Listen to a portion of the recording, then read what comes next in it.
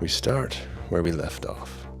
The halfling ranger, a gnome cleric, a bull mastiff carrying the unconscious Huckriel girl, and a kobold inventor gather around the cliff's edge where it all began. A light breeze sent sand over the ravine and into the depths below. Well, what do we say, Meepo? Have you made up your mind? Are you going to be traveling with Erky now? Where are... Hey, she's awake. Hello there. Hey, one moment, I'll cut you free. Oh, wow. Yeah, we had to restrain you. It was for your own safety. Where are we? You're safe now. We're just outside of the Citadel. Bindings are untied and pocketed by Dempsey. With the help of Dexter, you lower her down from the saddle. She rests on the ground alongside the party on the sandy gravel. Here, take a sip. You can have the rest. I'll try and refill the canteen on the way back.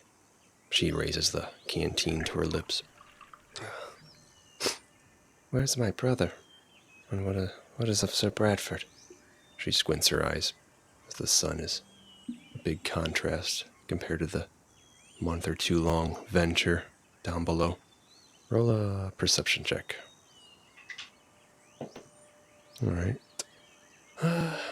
You see that she is noticeably weak, but she's improving. Her skin has almost returned to normal, and her eyes, well, they're no longer black. It's as much as you can tell. As for your brother, unfortunately... Don't concern yourself with all the details just yet. Erky looks at you, trying to get you to change your tune. Avoid giving her all the difficult information at first. You focus on hydrating. Focus on getting well. Yes, we have a little bit of a walk back into town. And to be honest, I'm shocked. Shocked you're up and talking. I wasn't sure if you'd ever come back. What are you talking about? You were under the control of a powerful sorcerer, and I wasn't sure there was anything left to save. But we are very pleased to see you are well on your way to a full recovery, and that makes the trip back a lot easier. I don't think Dex here. Good boy. I don't think he would have been able to carry you back. Well, you rest up for a moment, and when you're ready, we can start heading back to Oakhurst. After all, your mother is expecting you. You turn to face Meepo. Yeah, and for you, Meepo, my dear friend, have you decided? Yes. Meepo will go home. Meepo will go home with friend. He points at Erky. I'm delighted. Delighted to hear that, Meepo. Erky shakes Meepo's hand and grabs his forearm with his other. You've made the right decision. I will warn you, though. I have no idea what we're inheriting here. I imagine the estate is rather worn down. There's gonna be plenty of room, though, seeing as there's just the two of us. Erky faces Dempsey. Sure you're not gonna be joining us? Pretty sure it's gonna be a lot of fun. Just like old times. That sounds tempting, Erky. I wish I could, but I've got this. Pats his satchel. I gotta get this back to Greenest, back to Night Hill. You both brace in a quick hug. That reminds me. You lower your bag to the ground, open up a compartment. You unwrap a rather worn down, folded up piece of parchment. Where exactly is your place again, Erky? I know you've showed me once back in Greenest, but I wasn't really paying close attention to the exact details. Erky grabs the parchment map. Spends a moment or two, eventually with your help, locating Oakhurst. He works his way north, and a little bit before Neverwinter, he leaves his finger. Meepo, all along, is peeking over the shoulders of both you and Erky, attempting to read the map. There. From what I can tell, it appears to be maybe over a week's ride from Oakhurst, just before Neverwinter. town doesn't really have a name. It's kind of small. It's more just a cluster of farming properties before Neverwinter. As the moment goes by, the Huckreal girl kind of stands up a little bit. I'm sorry to interrupt, but I believe I'm starting to... Well, I feel like I'm able to walk again. I say we try. Strike while the iron's hot, if you will. Awesome. Yeah, let's do it. You tuck your map back into your satchel, throw it over your shoulder. Girl rises to her feet completely. With the help of the party, you guys all set off. Now take your time. No, if you need to rest or stop, we can. Yes, I passed multiple abandoned farmhouses along the way. If we really need to stop, we can always hold up there as a last resort. Though I imagine we'll be able to make it. It's only midday, as you look in the sky. That shouldn't be a problem. I'm starting to remember more and more. I recall the walk here, actually. It wasn't more than a few hours.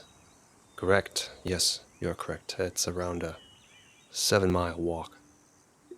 And with that, the party exits the ravine one last time.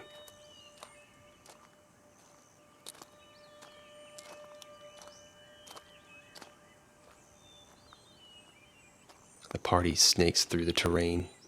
Slowly, the sandy floor beneath your feet turns into grass and rolling fields. The Huckreal girl asks questions periodically throughout the hike. You and Erky work together, responding to her. Before you know it, an hour or two passes. It doesn't take long for her to understand. She lost her brother and friend in Sir Bradford. It doesn't take much for you to convince her. After all, you do have the signet ring that belonged to her brother, as well as the chess piece, the family seal, and Sir Bradford's blade and chest armor. Throughout your hike, you begin noticing familiar landmarks along the way. You spot an abandoned farm, house on the hills. You begin putting things together in your head, and you come to realize that the twig blights are what drove the farmers from their homes. You spend time coming up with a response you plan on giving the mayor of Oakhurst when he inevitably asks you to explain the creatures you found in the Citadel. Some time passes, and you come up to a shallow creek and a little wooden bridge just large enough to fit a small wagon. You heard the sound of running water long before you spotted the bridge, buried in the overgrown grasses.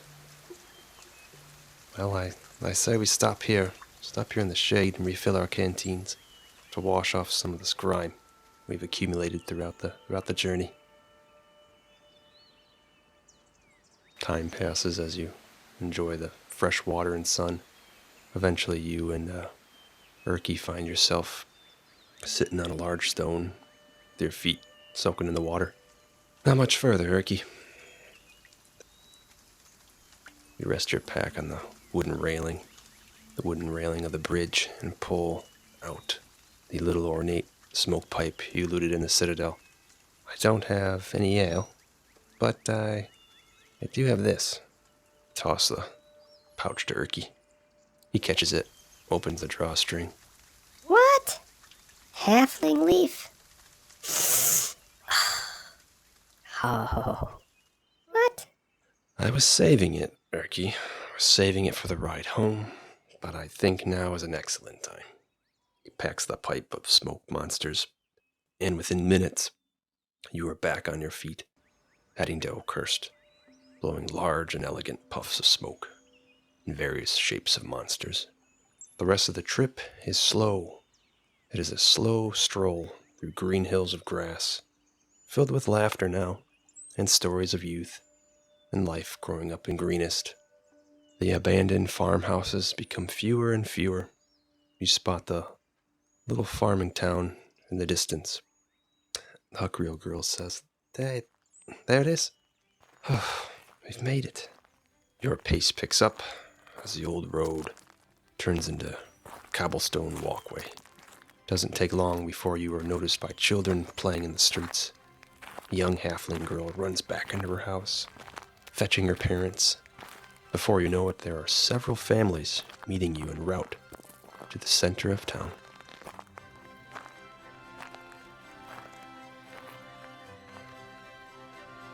As your feet travel on the cobblestone walkway, a crowd begins to form.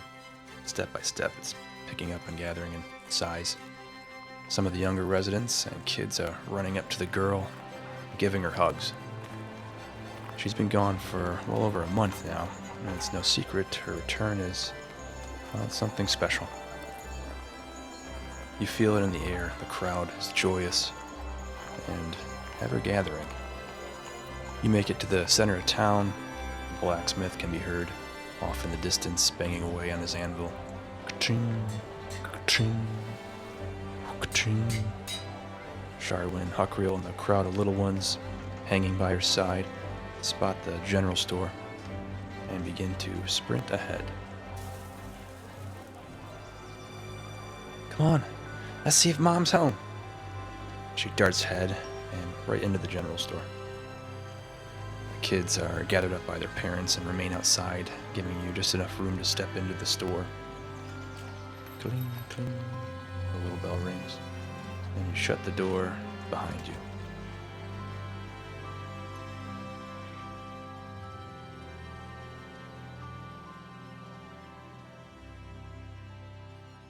Mom! Mom! The girl yells. You hear some cluttering and banging around the background. Oh, just a moment. Just a moment. Coming. The mom turns the corner with a box of goodies in her hand. Looks like she's doing inventory with another male assistant, younger child, maybe 12-year-old boy. The mother gasps, and she runs, dropping the belongings. The boy tries his best to grab what's falling and starts throwing things back in the box. Is that you, Sherwin? She runs up, gives her a big hug. The two embrace and they begin just frantically talking to each other. Mom brushes her hair, looks her over and over, gives her several kisses. The two are crying and they're hugging. And you, the party of little folk, and a kobold who's still carrying a scorpion stick and a box of skunks and centipedes, while the giant bull mastiff are just kind of awkwardly watching this take place, though you are extremely pleased and very happy with yourself, the fact that you were able to at least bring home one of her kids. The younger male assistant, like the labor boy, he's also right at her side, and the Sharwin and the boy talk for a second. They give each other hugs. She turns to you and says, I wouldn't be here if it weren't for these fine gentlemen. She wipes tears from her eyes. These are the real heroes. Mom turns and looks at you. You did it. You said you would. I didn't believe you. Wipes tears from her eyes. You have no idea how. She runs over you, kneels down, gives you all hugs. She turns to Erky. Pleasure to meet you. How do you know? This fine fellow and Master Dempsey. Childhood friend. Yes, childhood friend, and he too rescued me. Him and his dog, and this guy over here, Meepo. We're beyond thrilled to be out of that cavern. She laughs. I don't even know what to say. I didn't think I'd ever see her. I'm afraid to ask what's become of my son. Yeah, we did our best.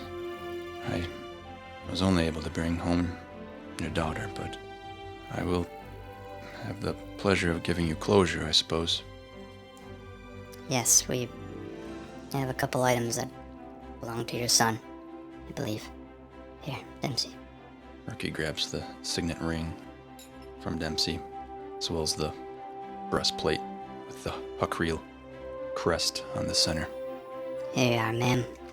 Wish we had better news, but this'll have to suffice. She breaks down for a moment. But you can tell she's, a survivor. She's able to operate a successful business and look after her family and operate other businesses. She's a survivor, someone who's able to make ends meet. Can't operate a business, I feel like, in the middle of nowhere. It'd be successful if you're not tough. You can tell by her weathered hands and the lifestyle that she's capable of taking the bad news, the good with the bad. Thank you. It's been a long time since I've cried in public. But thank you. I'm gonna let Corky know. Sorry, she's across the street. She operates the cathedral, the shrine. You two are all, 4 of you. You're all invited. Obviously, I would like it, hopefully first thing tomorrow. Or the next day, I want to wrap this up and move on. That's what my son would have wanted. And it sounds like it's the same ending as their friend and Sir Bradford. That is correct. He was, from what I heard, a good man. Same with their son. Fought valiantly. But the evil that was lying down below was too strong. Well, I'm sure we'll have an opportunity to give our full story here eventually. But, yeah. Appreciate the honesty. But yes, back to business. Promised you a reward, and that you will get. Oh no, ma'am, you don't have to do that. No, honestly, we really don't want your money. We're just happy to be out of there. Dempsey looks at Erky, who seems to be kind of growing as a person as of recently. No. A deal's a deal. I've got the money. She pulls out a ledger book, and there's a pamphlet of kind of the reward. All right, let's see what I owe you. You brought home my daughter. And you brought home proof. Proof that you brought home the signet ring and the armor. Here we are. 125 gold pieces. Isaac, if you could, go open up the safe. Oh, yes, ma'am. Runs off to the back. Sharwin's sitting down in the corner. Before long, she heads what seems to be into kind of like the private living quarters of the store. Just a half general store, half house. All right, what have we here? 125 gold for my son, the signet ring. Isaac, I hope you're listening. Yes, yeah, I'm listening. And double it for Sharwin. You brought her home in good health. Another 250. Yeah, let me help. I'll be right back. 375 gold total. Minute passes. The group of you are just kind of standing there. Wow. That was a good payout, 375. Could buy plenty of that. Yeah. Yes, we can. We'll split it when we get to the Old Boar Inn. We'll rent a room and divvy up our belongings. What about all the stuff we looted from there? You gonna try to sell it to her? I don't know if you want to carry all the stuff where you're going. Greenest. And I don't really... I'm gonna see about running a wagon and everything. That's true. Alright, fine folks. Heroes. Would you like this in a chest? Something to stow it in, maybe. Isaac, see if we have any extra sacks of empty, bags of potatoes or something. One moment. 375 gold pieces. Here we are. Jeez, thank you. You really don't have to do this. I feel bad. Just gave you fortunate news. Your son's passing, and I feel bad taking your money. I wouldn't have it any other way. You've gone through hell and back, and you did what no one else in this town could do. I'd pay handsomely for that. So 375 gold. Is there anything else I can do for you? What is your plan? I know, Dempsey. Rumor has it you are leaving. Imagine quite soon. Did you get that piece of fruit? I know. That's why you were set off originally. Yes, he did. We got the fruit. It's safely in his bag. And yeah, I'd love for him to go north with me. But Yes, unfortunately, my plan is to leave as soon as I can tomorrow. Tomorrow morning, get a nice rest here at the inn, and head home. Return this piece of fruit. Hopefully, save the governor. Very well. Would you like? How are you getting back there? I know people. We do have some resources here. We can rent you a horse, and rent you a caravan if needed. That would be awesome. Yes. How about tomorrow morning we get squared away? I do have a bunch of belongings here that we found in the Citadel. If you're interested in buying them, that'd be awesome. I'm gonna give you everything we've found here that we're willing to part with, and you look it over, and maybe tomorrow before we leave, we'll settle up. That sounds perfect. Whatever you have. She grabs her notepad, or ledger, and a quill, dips it in the ink. Alright, so you drop off all the stuff you're looking to sell, in addition to handing over like the splint armor that belonged to the Huckreal kid, and some of the moonstone earrings and necklace that were the girls as well. But you drop off your stuff you're looking to sell, and you agree to come back tomorrow to collect your earnings.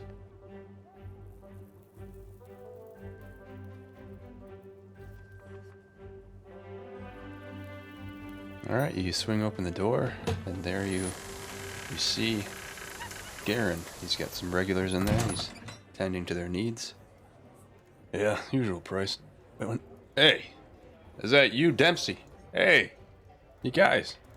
That's the halfling. Hey, sit over here, guys. I got you a spot. I was just talking about you. It sounds like the Huckreal girl's alive. I'm glad to see you are too. I'm sure you had nothing to do with that. He jokes. Here, sit over here. The mayor's on his way. He's on his way to see you. That's perfect. That was just what I was going to ask you. Garen, this is my dear friend, Erky. hey, Mr. Garen, it's a pleasure to meet you. Heard a lot about this establishment, and a tall pint, if you don't mind. Yeah, coming right up. Who we got here? Yes, this is Meepo, another companion of mine. And you remember Dex? I do. Hey, Dex. All right, here. I'm gonna grab some drinks. Grab some drinks off the bar table. Sets them on right in front of you. You get situated, and in walks the mayor after you guys do a couple minutes of quick introductions and conversation. Hey, Dempsey, there you are. Oh my gosh, I'm so excited. So excited to see you. I just spoke with the Huckreal family. Thank you. From the bottom of our heart, everyone here in Oakhurst, thanks you, sir. You got it. Yeah, we just rolled in now, and we were successful, I guess you could say, in some ways. Without a doubt, you are successful. No one else could do it other than you. Oh, and hello, sir. Who have we got here? Hi, I'm Erky Timbers, friend from Dempsey. Mr. Timbers, nice to see you. And you, Kobold? Haven't seen a Kobold in a while. You're welcome here in Oakhurst anytime. Especially if you're friends with the Dempsey here. Here, Dempsey, this is my assistant. Here she is. I want to hear it all, but I'll give you about 15 minutes if you don't mind. I know Garen just got some food prepping for you, and looks like you already have drinks in your hand. That's awesome. If you don't mind, Garen, can you put him in a room for the night? Yep, right on it. That's a good point. Follow me, we'll get you situated in a room. I'll draw a warm bath, you guys can clean up, and I'll have the food ready by the time you're done. Yeah, perfect. What do you say, Erky? Take these drinks upstairs? Mm-hmm, yep. You head upstairs, and you agree to come back in about 15 minutes and speak with the mayor. He wants to hear everything in detail. So you head upstairs. Garen opens up the room, gets you situated. You have one large, kind of like master suite, at least for the night. There's a big armoire. You decide to stuff all the loot in there, including the apple, and you fix all of Meepo's stuff, like his scorpions and his skunks, on top of all the important loot. Just in case anyone were ever to enter your room and try to steal some stuff, at least they will be alerted with the presence of a skunk and so on. So you're comfortable, you clean up, and you head back downstairs. And you end up meeting with the mayor. There's a decent crowd in the bar now, as it's a little after 5 p.m., probably closer to 6.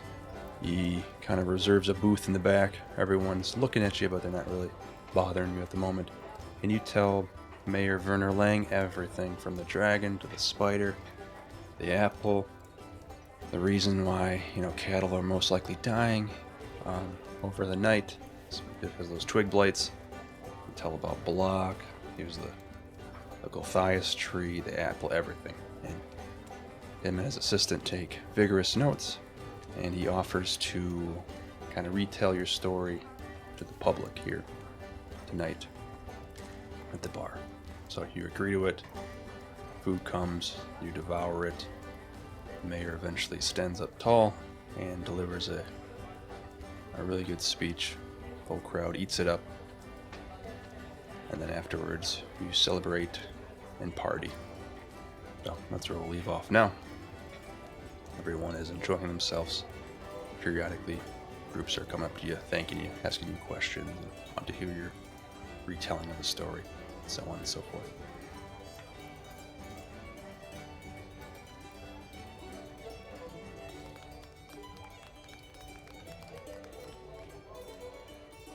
As the night drags on, you find yourself sitting at the bar with Erky and Meepo.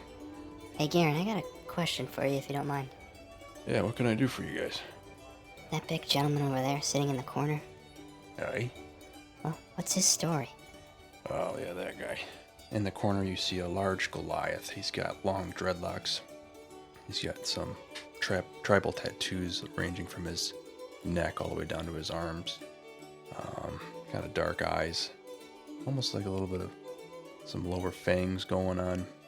A lot of handmade leather pieces and decorations. A lot of decorative pieces in his hair, bones, and so on. Looks like someone who just lives in the wilderness completely. Rather large fella, maybe 7 feet tall or so. Oh, that guy. Yeah, he kind of made a bit of a stir when he entered town back the other day. People were kind of nervous around his presence. He kept to himself. With the cult going on and so forth. I'm kind of worried. But honestly, he's been great. He's been keeping to himself, like I said. But he pays his tab on time, so he's good in my books. Why do you ask? Oh, no reason in particular, other than Dexter is eating his food. Sorry about that, sir. Come on, Dex, knock that off. You know better than that. Dempsey obviously runs over there and does his best to swat the dog down, get him away from the Goliath. All is well, friend. All is well. I told him he could have it. He asked very politely, and I said it's all his. Well, either way, I'm having Garen send out a fresh one. Honestly, no bother at all. I'm sorry about that, sir. My name is Dempsey. You reach out to shake his hand. And this is my well-behaved dog, Dexter. It's a pleasure to meet you both. Please have a seat. I've been meaning to speak with you all night. You're a popular fellow, and understandably so. You smile and position yourself up on a chair. Looking to hear the story, are you? No. I won't make you tell that again. I heard it twice, and, well, twice is plenty. I will say, I liked your version more than I liked the mayor's version. Oh, you heard me speak with the mayor. How'd you catch my version? I didn't see you here. No offense, I think I would have noticed a Goliath. He smiles. Us Goliaths can be rather quiet when needed. You mentioned today a name. Sips his drink. A name I haven't heard in some time. He leans back, looks at you with a serious focus in his eyes. The Outcast. I have heard that name before. Years past. Yes. He was the ringleader, I guess you could say. He was the one responsible for the goblins' behavior on the surface level. He was also the one who attacked the huckreels, and the one who's been growing the fruit. If you don't mind me asking, how have you heard that name before? Roll a perception check. Alright. You rolled well. 18.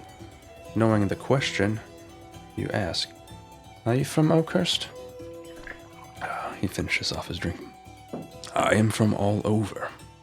I am from a nomadic tribe. He shrugs. What's your name, sir? My name's Pike. Pounds his chest. Pike, wolf runner of the clan Hanging Cloud. You don't know what to do with yourself, you bow. And he nods. I've heard that name before because we were both members of the Emerald Enclave. He grabs a pinch of tobacco leaves from one of his handmade pouches which hang from a leather armor piece, and he places a big pinch inside his lower lip, closes his eyes for a moment. I was in the audience when he presented his findings. He was an excellent member of the Emerald Enclave, and in fairly good standing. He was, however, obsessive. As you know, he wanted to change the world with his creations.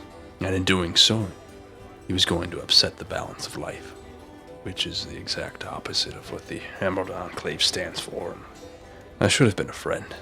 Maybe if I wasn't so set in my ways, things would have been different. He's very animated in the way he slings his head from side to side. You can tell there's something going on. He's recalling events. Well, maybe you're the only one that would understand. I almost felt bad for him. It's hard to explain. Here, I do have his journal, though. I'll give it to you once I fetch it. It's in my room upstairs. I would be delighted to read through it. And I understand your feelings fully. He spits into his mug. Now that I have grown in age, I understand not everything is so clearly black and white. Aaron drops off food and ale. I'll cut to the chase. After all, you're a man of the hour, and time is valuable. I have a request, but it is no easy ask. Well, you've piqued my interest. Yes, you've piqued our interest. The name's Erky Timbers, of Greenest, son of Laszlo Timbers. Erky is now hanging off your shoulder. Pike shakes the gnome's hand. Pleasure is mine, little one. Pleasure is mine. Dempsey, before my request, I have something for you. Pike removes a letter from his handmade satchel, which rests near his side. This letter hails from Greenest. Is that right? You grab the letter. Is that right? You cut your words mid-sentence as you notice the stamped seal in dark green wax. It is the Dempsey family crest, the very crest that your parents used to decorate the sign which hung above the family shop. Once a staple of downtown Greenest, is now a pile of rubble and ash, thanks to the cult of the dragon. I arrived here in Oakhurst the other night, my friend, says Pike, as you eye the Goliath. Just before that, I was in Greenest.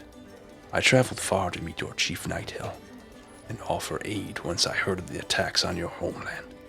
Unfortunately, I was late. Far too late. Far too late to wield my spear and drive those cultists away, back underground like the worms they are. You saw Nighthill the other day? How is that possible? How is he? I travel not by foot. Well, if not by foot, you travel by sea. So did I, and that took me weeks on end, almost a month. Neither did I travel by sea. I traveled by air. I took to the skies. Perception check on the Goliath and the Emerald Enclave. Alright, 12. Mom, you know the Enclave makes up primarily like rangers, outdoorsmen, possibly druids as well. Large majority druids. I'm sorry to burden you with such troubles and concerns, for tonight should be a night of celebration. But he is not well. As you know, the poison that courses through his veins is strong and filled with evil. Your Nighthill will not make it long. I don't understand how that could be. I need to leave immediately then. I'll pack my stuff and I'll leave tonight if needed. The whole portion of the trip was unplanned and I'm several days behind, but I can make it fast. I know the way now.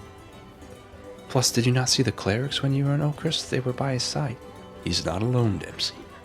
My people are tending to his wounds as we speak, believe me, Dempsey.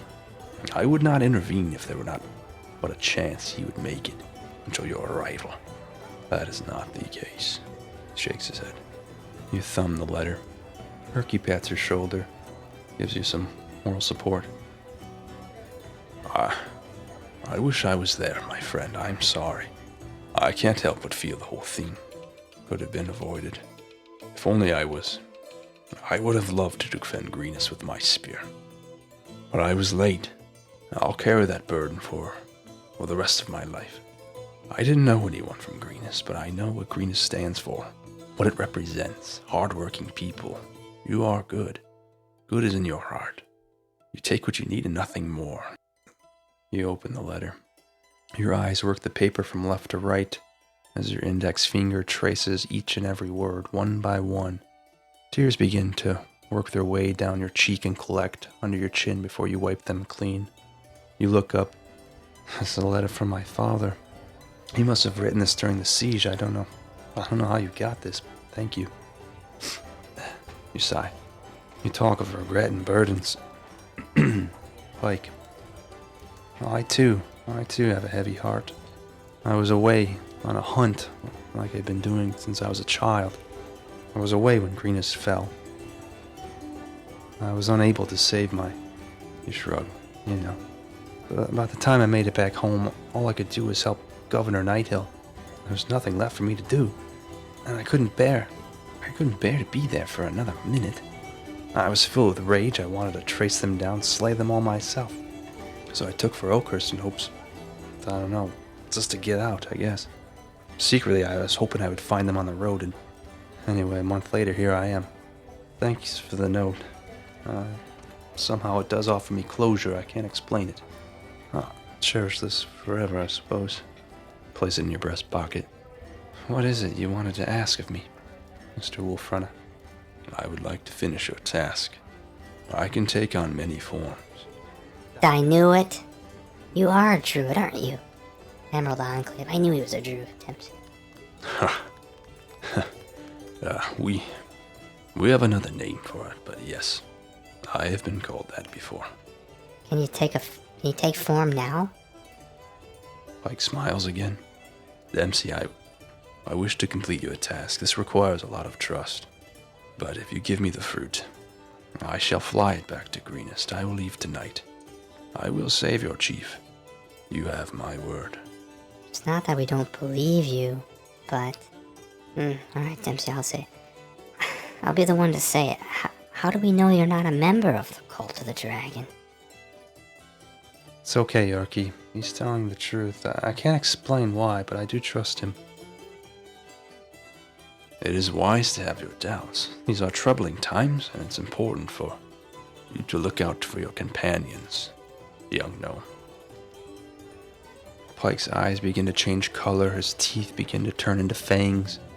His hands, which are clasping an empty pint of ale, twist and turn into claws. The Goliath is now turning into more beast than man, as he takes the shape of a dire wolf.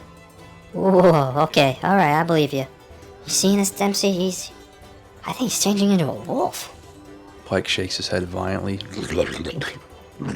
as drool and slobber sling from side to side, landing on the booth and table. He lets out a muffled snarl and a howl before returning to his natural Goliath shape.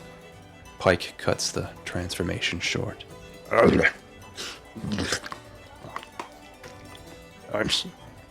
sorry about that.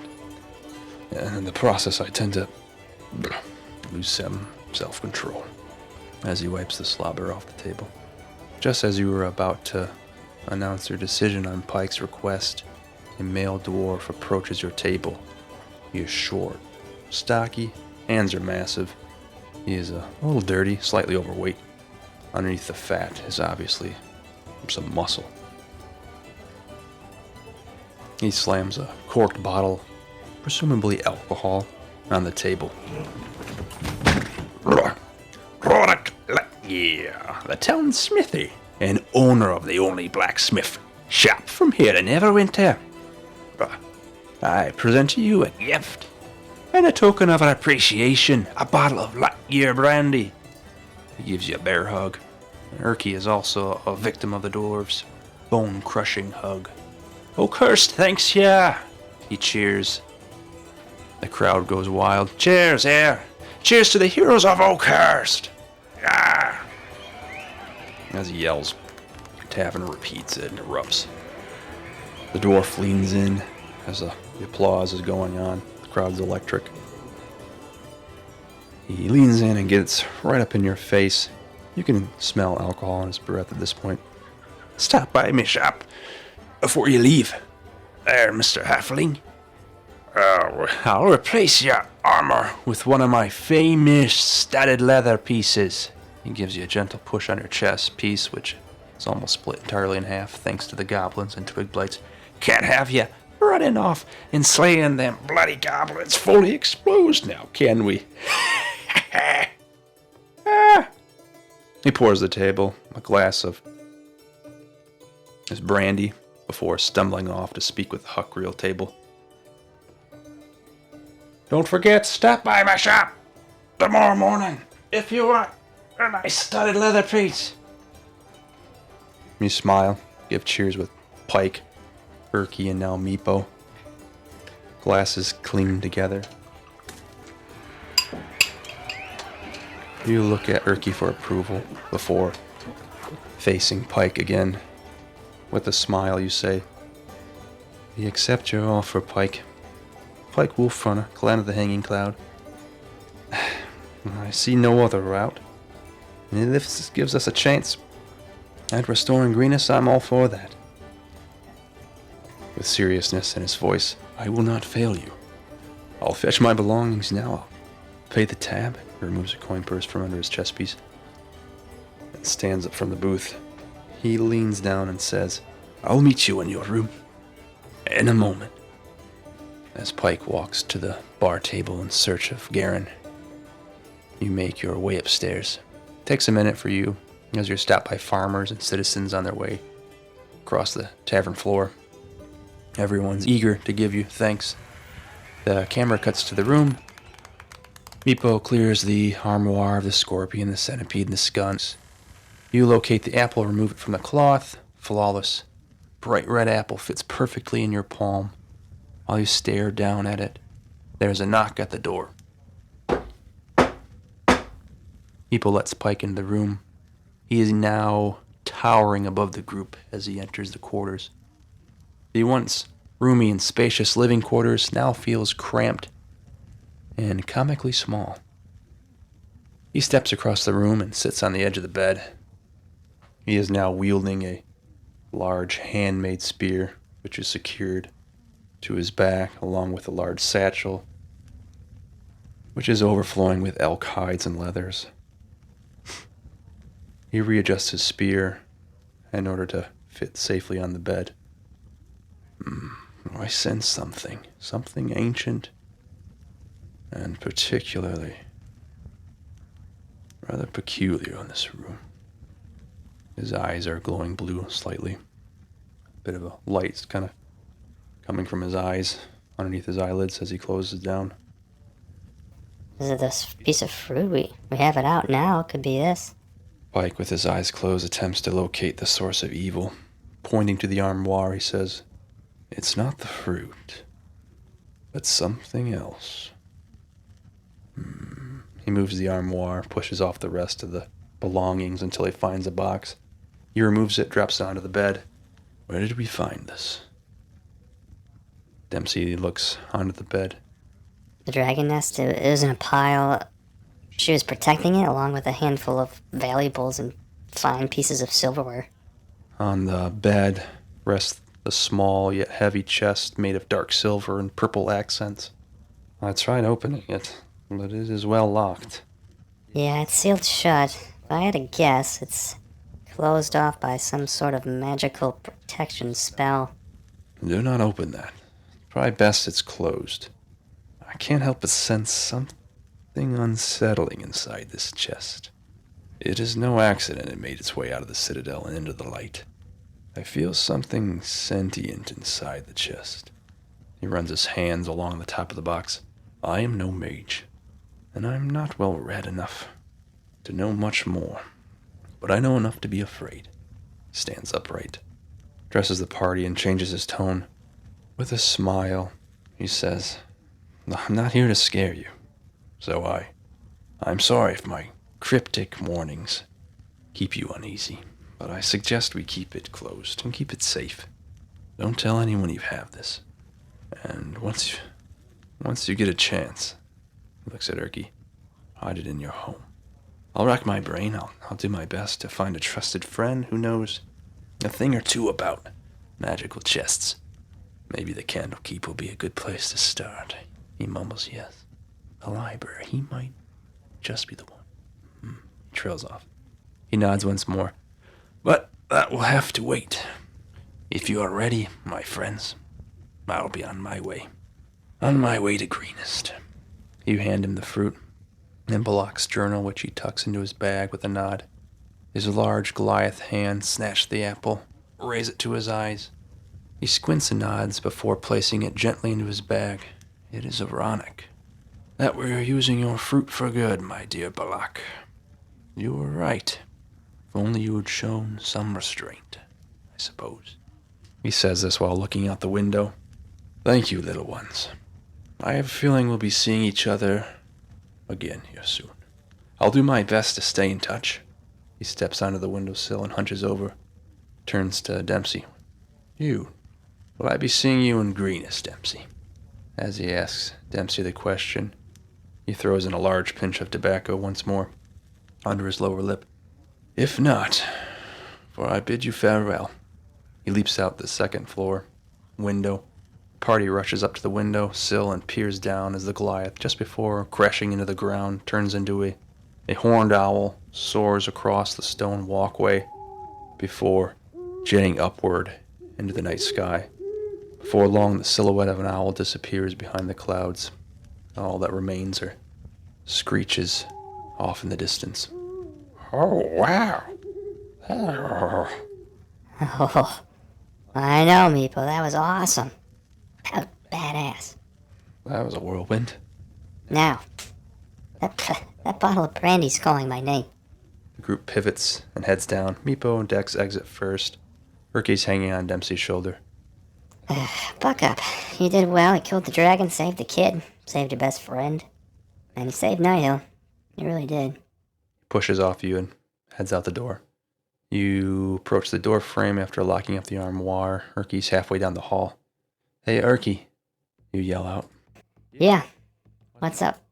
He turns around. You're now opposite ends of the hallway. Does that offer still stand?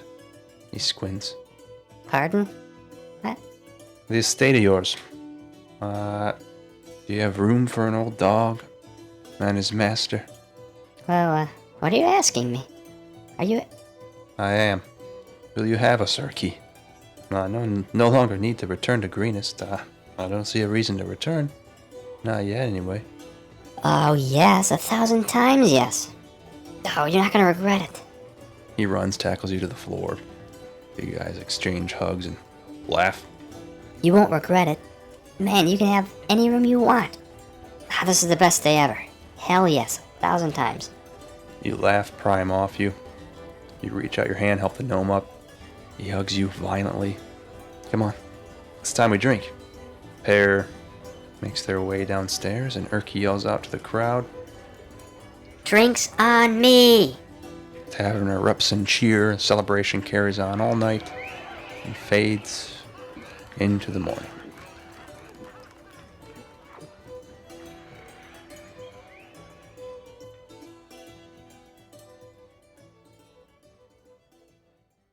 Sun rises, and the party continues on with their tasks.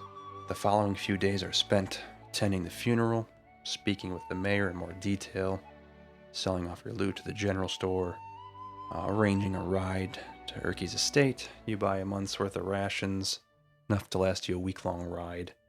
and provide you a bit of a buffer once you arrive. You make friends with the town smithy, Roderick, as he creates a handmade studded leather chest piece for you. All in all, you spend about a month in Oakhurst, about 30 days in Oakhurst, tidying up your loose ends, making contacts, just in case you need to return for supplies. After all, you're not sure the current conditions of the timber estate, and it's about 100 miles from Oakhurst. Moving day eventually comes. You, Erky, Meepo, and Dex load into the wagon, which is operated by Isaac. He's the general store kid, and his father. Just like that, the wagon rolls forward, makes its way across the town and into the hills. The camera pans out as the wagon gently moves through the open fields. The end.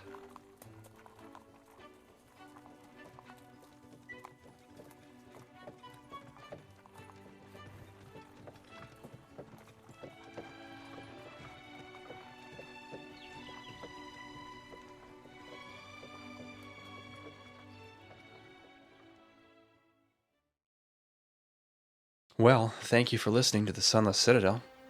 I got a little bit more to add. It's just general housekeeping and a little extra information, but that is the end of the story, end of the role-playing version at least.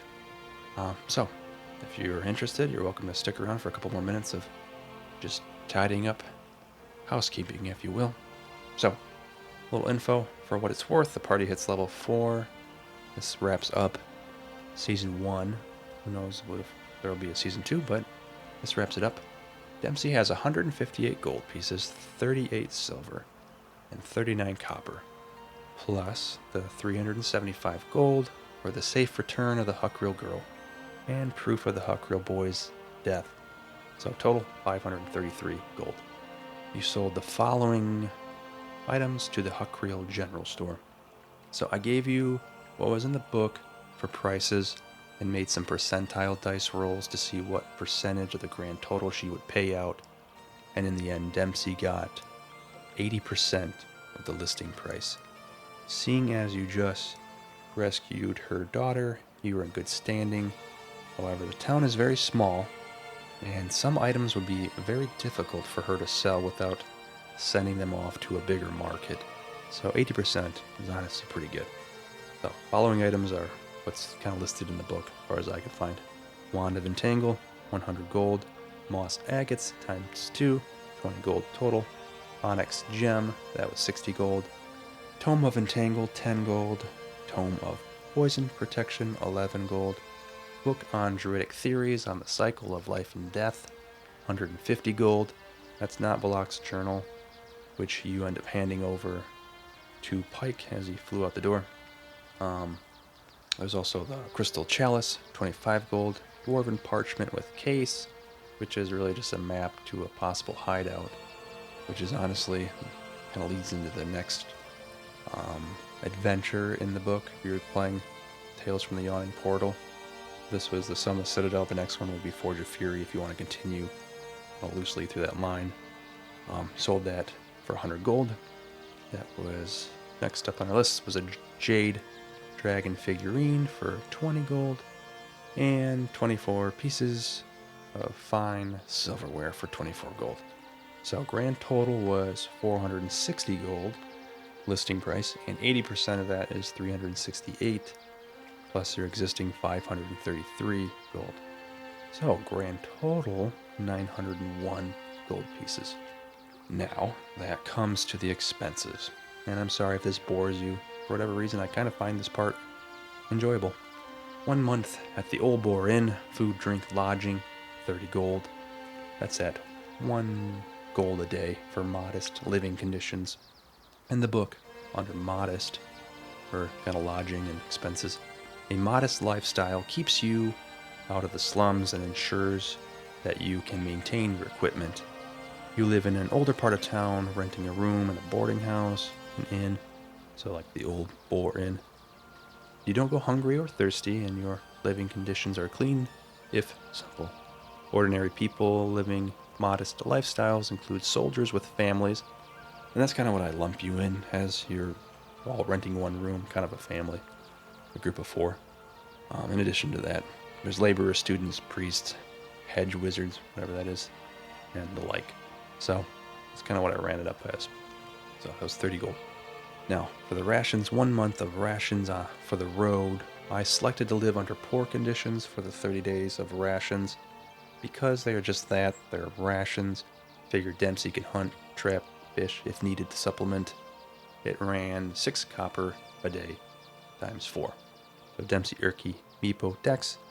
However, we also add 2 other people. We have Isaac and his dad, as they are manning the wagon.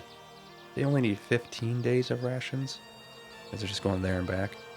So that was for a grand total of 9 gold pieces. Not bad. Not bad at all. So 1 ride to Erky's estate via covered wagon. That's 3 copper per mile. After doing some basic mapping and going off kind of about where the book seems to place Oakhurst, I'd say it's about 100 miles from Oakhurst to Erky's estate, give or take, which is just before Neverwinter. The trip costs you 3 gold, but you decide to double that because it is time Isaac and his dad are not working at the store, and whatever Isaac's dad does, who knows. So let's say 6 gold. Lastly, you tip Rorik, Butgief, the town smithy, for his work on the studded leather armor. You give him 5 gold. I think it's 45 gold in the book for studded leather piece. So that's a good little deal you got there. But you give him 5 gold for his work. So total expenses 50 gold. Total expenses 50 gold. So Dempsey's final ending amount, 851 gold pieces, 38 silver pieces, and 39 copper. So in addition to that, you end up with 1 studded leather armor piece, a locked chest, which I kind of think might play into Season 2 if we decide to do that. We'll see. So, locked chest, pipe of smoke monsters, the ring looted off a dwarf, which has the Harper's seal on it, a whistle. The whistle is carved from transparent crystal, and it resembles a tiny dragon curled up like a snail. The name Nightcaller is etched on the whistle in dwarvish runes. Erky's new blade, Shatter Spike, and Erky also had 15 gold on him, for what it's worth. And that wraps up the finances. I know, pretty fun. But, I'll be honest with you, I had fun. Thank you for listening to the Sunless Citadel. I am your host, Game Master, and the player. So we shall see if I decide to make a Season 2. Never know. I wrote it in a way that the story could continue, possibly pick up with the module book Hoard of the Dragon Queen. If you played it, you've known that I've been hinting that all along. But that's for another day. I do, however, intend to have a follow-up episode, like a discussion episode, I guess, with a little bit of Q&A. I think I just have 1 question so far. But if you do have any questions, send them my way.